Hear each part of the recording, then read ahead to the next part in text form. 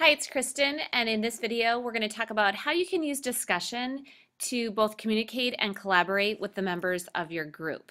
So I'm going to go ahead and go into one of my Schoology groups. Now if you've used discussion in your courses, discussion in groups is very similar, but there are a few differences in the feature.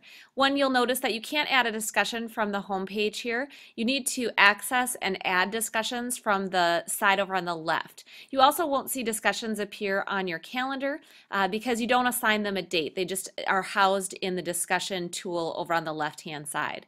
So I'm going to go ahead and click into my discussions. You can see that I already have one discussion that I've posted as a practice here. And if I click on the discussion, you'll notice that just like in our courses that members can post into the discussion. So my discussion topic here is what topic should we cover at our August planning meeting. And so if I was one of the members, I could come in and I could put in some of my ideas for that planning meeting. Maybe I want to know about new technology. And just like on a discussion in your courses, members can add a video recording or an audio recording. So if they'd like to add their contributions visually versus written, they could do that. They can add links, they can add files, they can insert content into their response, they can insert a link into their response, or if it's a mathematical group, they could put in symbols or equations, and then you can go ahead and post that. I'm going to go ahead and edit my discussion too, just to show you a couple features on that.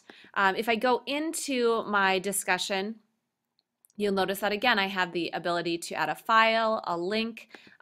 Up here I can actually embed a video. I can embed a file or a presentation that I might have from my Google Drive.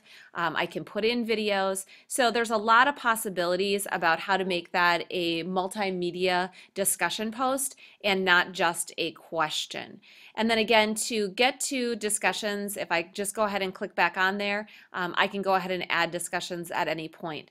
Under the course options here, or the group options, you have the ability to decide if anybody can add a discussion or if only the administrators can add a discussion. So that's something to think about with your group. And then again, if you are just on the home page, you won't see the discussions up at the top. You don't see them on your home page. Members have to come in here to find those discussions. They stay contained within the group and don't clutter up the home page that way. So a great way to collaborate and communicate with your group using the discussion feature.